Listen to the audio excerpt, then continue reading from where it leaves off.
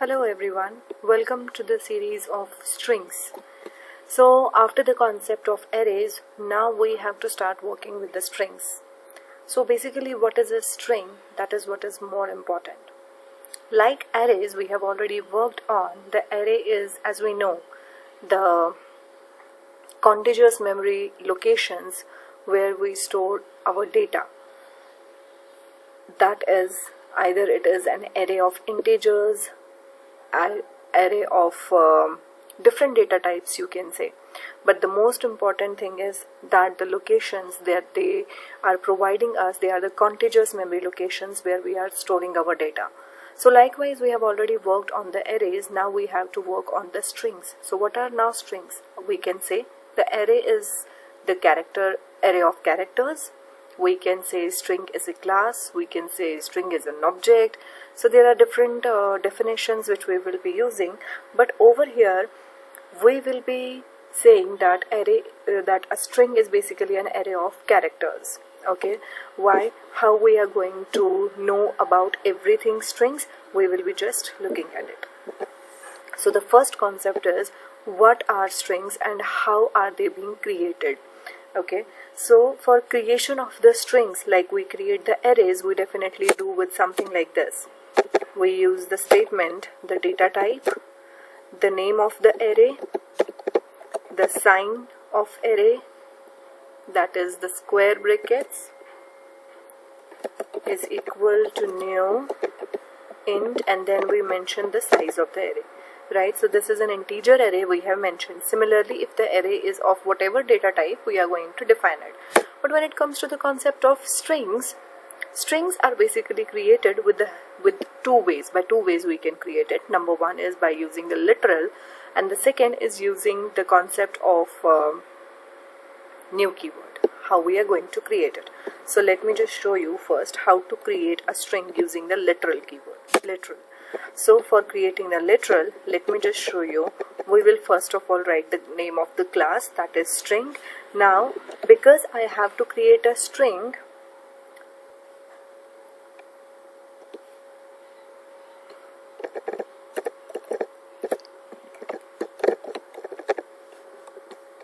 this is the concept of using the string literal. By literal, we mean that it is simply a variable in which we are going to store a particular value. Here we can see that the string which I have written over here is basically the name of the class, and of this class I am creating an object over here, and this object is storing a literal value as mentioned over here. So if I simply want to print the value, I'll simply write it like this, and then I will save it and I will execute it.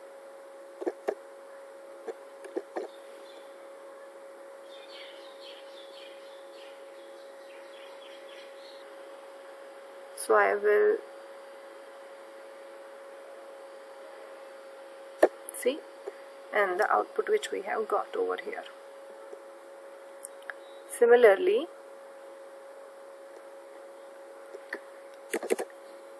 I will be creating another string with a different name. StringQ1 is equal to Tina. So I have again used the concept of string literal, and I am going to print the value like this. Oh, I haven't saved it. Okay, it's Tina now. So this is one way of creating the string. Now the second way of creating the string is using the new keyword. How? So what we will be doing, I'll be simply creating an object, string2 is equal to new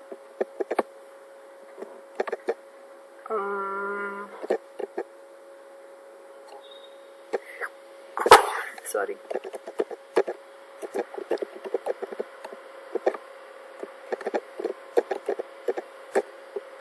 Okay, like this I have created another string. Let me just execute it.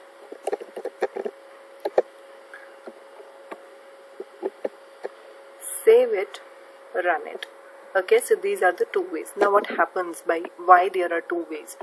Well, by creating the string by creating a string using the concept of literal, it gets stored, the value gets stored, a string is formed into the memory, it gets checked in the internal memory, that is called as the special string constant pool, that is also called as the SCP memory.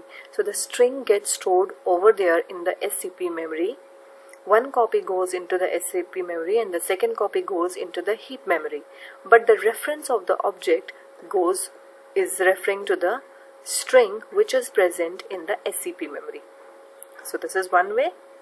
Second way, when you are creating an object of string like this using the new keyword, it is definitely going on to store the value into the heap memory. Because of this, if in future I'll be also using the same string again, using the literal concept, it will definitely not create a new string. In fact, it will just reference the same string to it will reference the same object to the same string. Okay, that means two different objects will be pointing to the same string, making it efficient in memory so that we can just utilize the same concept. So these are the two ways by which we can create strings, using the literal concept and using the object concept. Hope you guys have understood it. Thank you very much.